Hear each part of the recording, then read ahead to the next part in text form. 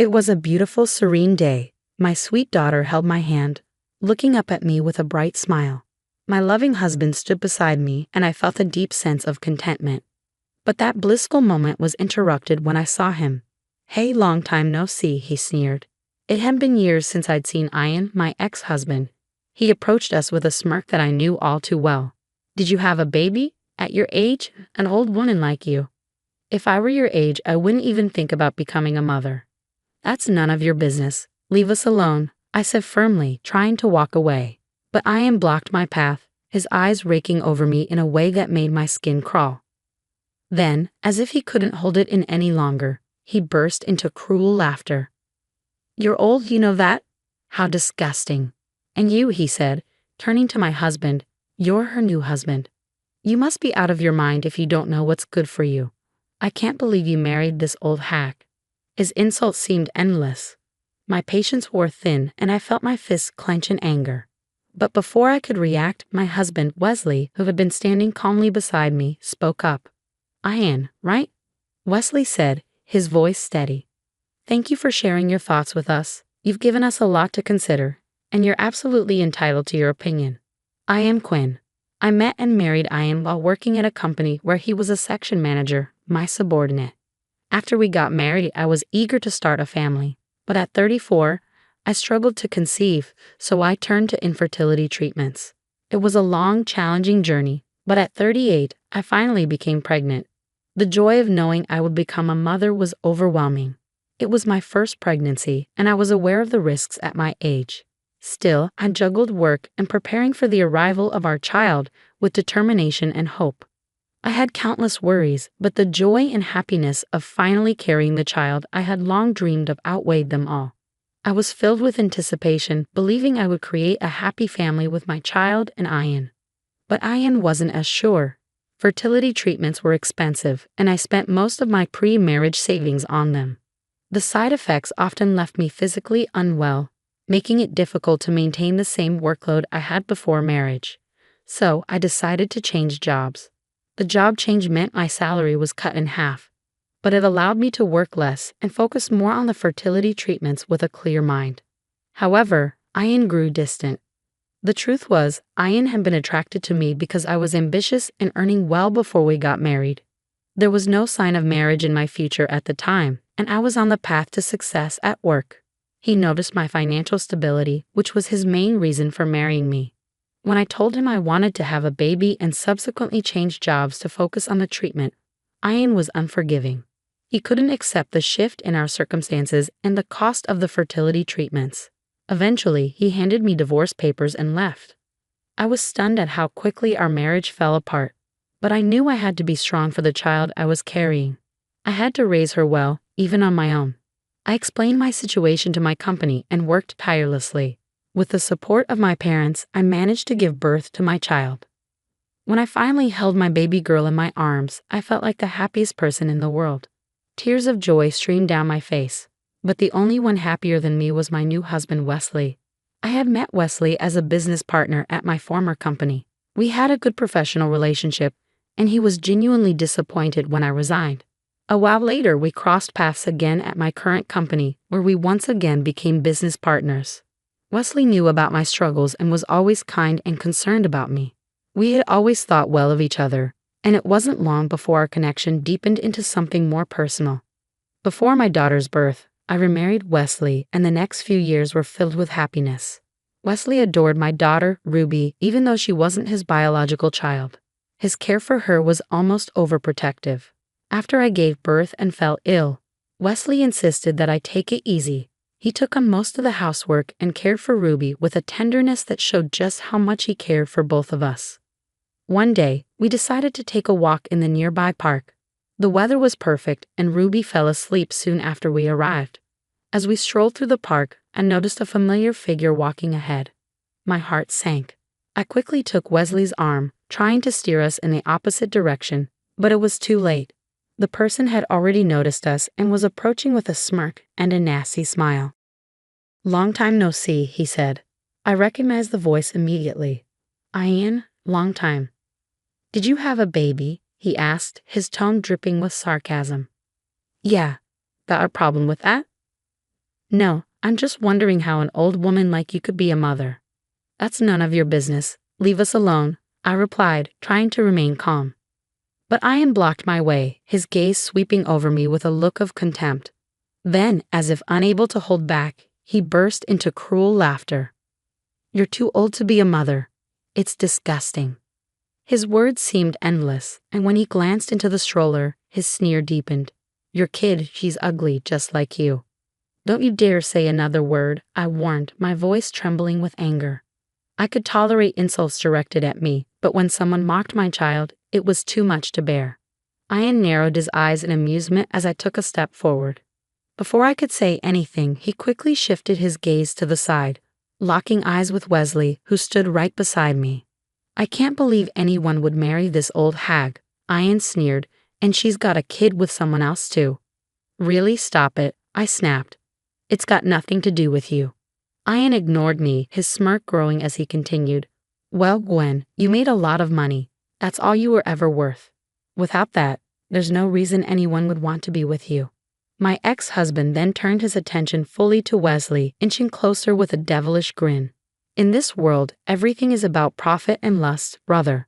Only fools who don't understand that end up like Quinn here, quitting her job to have a child. Those who don't get the game of profit and loss are destined to fail. You'd better watch out too, Mr. New Husband. Maybe you're the kind of person who doesn't understand profit and loss either, marrying someone like Quinn. Ian's loud, mocking laughter echoed through the peaceful park. His words, spoken in front of me, my child, and Wesley, were unbearable. I clenched my fists, unable to tolerate it any longer, and was about to confront him when Wesley, who had been silently observing the situation, gently restrained me. Quinn, wait. Calm down, Wesley said softly. Wesley, I can't stay silent after being told something like that. I protested. I understand how you feel, he replied, his voice calm and steady, but violence isn't the answer. Wesley smiled at me reassuringly, and I slowly lowered my fist. Quinn, he asked gently, do you know this gentleman? He used to be one of my subordinates at the company I worked for. I replied, deliberately leaving out the fact that Ian was my ex-husband. I didn't want to admit that I had once been married to such a horrible person, but Wesley already seemed to understand. He smiled knowingly and nodded in understanding. So it was you, Wesley said calmly, then turned to me. Quinn, take care of Ruby for me, okay? He handed me the stroller and stepped forward, positioning himself between us and Ian. Wesley looked directly at Ian, his usual soft smile never wavering. Ian, right? Thank you for sharing your thoughts with us. You're absolutely right. Profit and loss are very important, not just financially, but also when it comes to the people in our lives. Sometimes it's wise to think in those terms. What you said is reasonable and important. Ian, misinterpreting Wesley's words, grinned even wider. Well, you're not as stupid as I thought you were. Then you shouldn't be with Quinn, you know better. He shot me a smug glance, then put his hand on Wesley's shoulder, assuming he had found an ally. But Wesley brushed Ian's hand away, continuing calmly. You know my father owns a business, and in business, calculating profit and loss is crucial. That's why I'll definitely share what you said today with him. Ian, still not grasping the situation, asked with a hint of curiosity, Is your father present? If you want, I can talk to him directly, Ian offered, his eyes lighting up with the prospect of a potential opportunity. It was obvious he still craved money and status, despite the way he had just mocked me. I was beyond amazed at how quickly he could shift his demeanor when he saw a chance to gain something. I know you're probably busy, Ian, so I'll let my father know. I'm sure he'll be in touch with you soon, Wesley replied smoothly. Well then, I'll leave you alone for today, Ian said, clearly satisfied with himself. With that, Wesley gently took Ruby and me by the hand and led us away. As we walked past Ian, he glanced down at me with a look that almost resembled pity. I couldn't help but feel a small pang of it for him as well, knowing that Wesley's offer wasn't what Ian imagined. Ian's naivety in taking it at face value was almost admirable. What Ian didn't realize was that Wesley's father was the president of a company that held significant sway over the firm Ian worked for. Wesley, although not working in his father's company at the moment, was gaining experience in the business world on his own. This was likely why Ian had no idea who Wesley really was.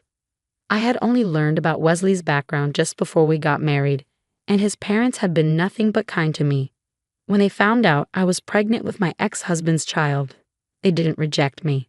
Instead, they supported me through the challenges of raising Ruby, and Ruby quickly grew attached to them. It was heartwarming to see them play together, forming a bond that only deepened over time. If my father-in-law had heard what Ian said today, I knew there would be serious consequences. And as expected, the very next day, Ian went to work, only to be summoned by his furious boss. The president of the company, who happened to be my father-in-law, had personally complained to Ian's boss, calling him out by name.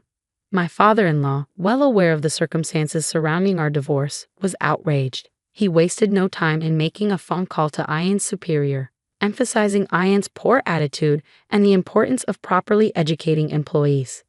Ian had no idea what was coming, and it was clear he had underestimated the situation entirely.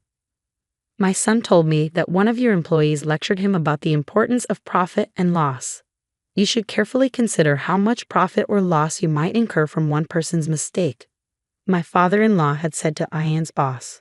When Ian's boss confronted him, Ian finally realized the gravity of the situation and decided to call me. "Hello, Quinn. I'm sorry," came Ian's voice over the phone.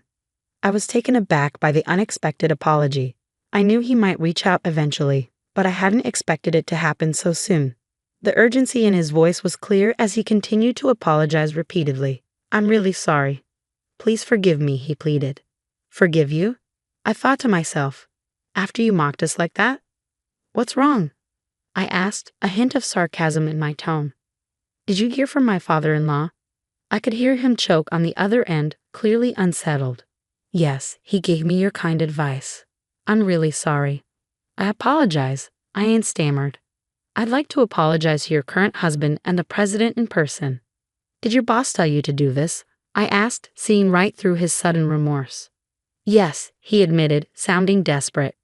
"I was told not to return to the company until I apologize in person and get your forgiveness. Please help me. We were married once." His voice trailed off, filled with desperation. "Please, Quinn." "Quit it." I cut him off, my voice firm. "You've only ever seen me as someone who earns good money, haven't you? Now you're getting carried away, trying to crawl back when things go wrong.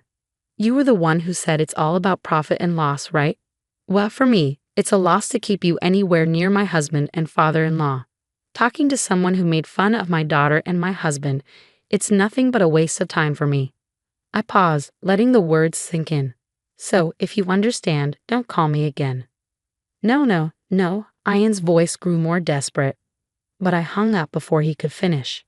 He had said countless horrible things to me over the years, and while I might not have said everything I wanted to, at least now, I felt a small sense of satisfaction. I could only imagine the panic Ian must be feeling at this moment. Not long after, rumors about Ian's behavior began to spread throughout the industry. He had always had a tendency to look down on others, and his reputation had never been good. When we worked together, I often found myself cleaning up his messes. But after I left, there was no one to cover for him anymore, and frustrations with Ian began to build both within his company and outside it. Then this incident happened. Ian's boss was furious with him. My father-in-law's company was one of their biggest clients. In the end, Ian couldn't stay at the company and ended up quitting. Now he was struggling to find a new job. One day, I received a long email from Ian, begging me to help him find work. In one part of the email, he even wrote, "I know I said some terrible things, but I really love you, Quinn." How disgusting. I had heard rumors that after our divorce, Ian had started dating a much younger woman. But now, with no job and no prospects, he seemed lost, unable to find his way back to the life he once had. So she left him. It's true what they say, you get what you deserve. Ian kept sending me emails, insisting, "I want you to help me because it's your fault I'm in this pitiful situation," or claiming, "You should help me because I still love you." It's the very definition of karmic retribution. I've been ignoring all the emails, but lately the frequency has been increasing. I'm seriously considering blocking him altogether. Meanwhile, I'm still living a happy life with my loving husband Wesley and our daughter Ruby. Recently, Ruby has started talking, and I can't take my eyes off her. She's growing up so fast, and Wesley, my in-laws, and I are all so in love with her. I want to keep this family happy forever.